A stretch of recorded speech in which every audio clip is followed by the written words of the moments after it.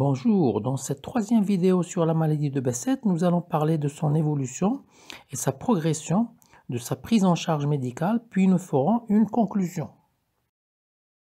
La maladie de Behçet est une maladie chronique. Elle évolue par une alternance de poussées, c'est-à-dire des périodes aiguës entrecoupées de rémission. Elle évolue sous forme de crises récurrentes.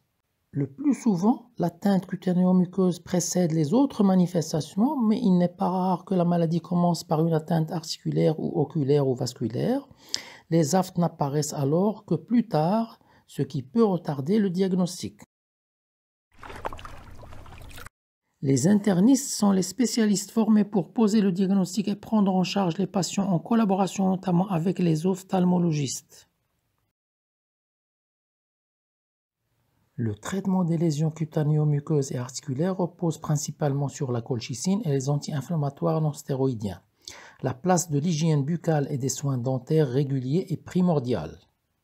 Les atteintes qui touchent le pronostic vital, comme les vaisseaux sanguins et le système nerveux, ou le pronostic fonctionnel, c'est-à-dire l'œil, nécessitent souvent le recours aux corticoïdes par voie orale, voire, en cas de sévérité, par voie intraveineuse. Elles peuvent également nécessiter le recours aux immunosuppresseurs classiques et aux biothérapies. Je rappelle que le traitement de fond reste la colchicine au long cours.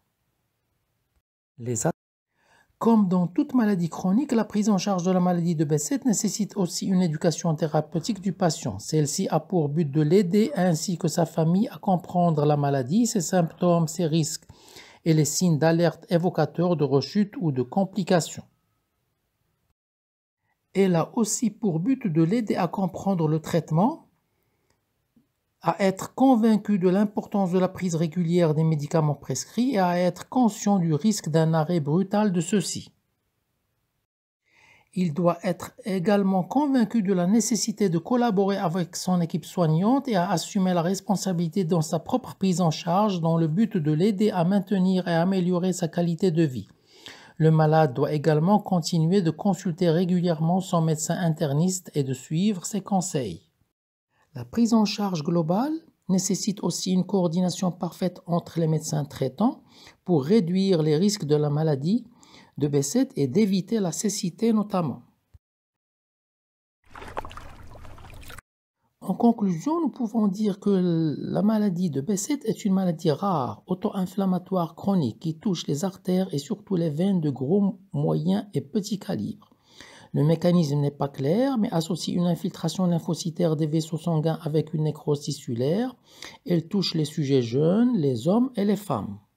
La forme classique associe aftes récidivants, oraux et génitaux, uvéites et des lésions cutanées. Le pronostic vital et le pronostic fonctionnel peuvent être mis en jeu. Le traitement est adapté à la gravité des atteintes. Un suivi régulier est nécessaire. Il faut la surveiller et la traiter et consulter régulièrement son médecin. Une approche multidisciplinaire est nécessaire pour une prise en charge optimale car plusieurs organes peuvent être atteints. Le traitement doit être individualisé selon les symptômes, l'âge, le sexe et la sévérité des atteintes, car il y a des formes mineures et des formes majeures avec des risques pour le pronostic. Les atteintes oculaires, vasculaires et neurologiques sont les plus sévères.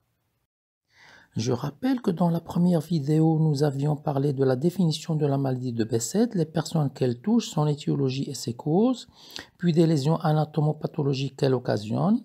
Et dans la deuxième vidéo, nous avions parlé de ses manifestations cliniques et comment l'interniste la diagnostique. J'espère que cela vous a intéressé. Toutes vos remarques et questions sont les bienvenues et je vous dis à bientôt sur la chaîne.